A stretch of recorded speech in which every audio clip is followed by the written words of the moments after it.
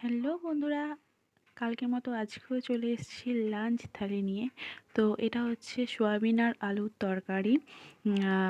এই সোয়াবিন আর আলুর তরকারি কার কার খেতে ভালো লাগে অবশ্যই জানিও, আর কেমন দেখতে হয়েছে সেটাও জানিও। তোমাদের তার সামনে থেকে খাওয়াতে পারবো না, তো কেমন হয়েছে জানিও।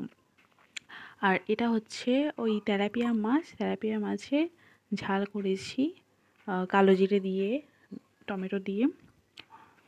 কেমন হয়েছে এটাও জানিও। আর এটা হচ্ছে কলা ভাজা, সবাই জানো কলা ভাজা দেখেই বোঝা যাচ্ছে না।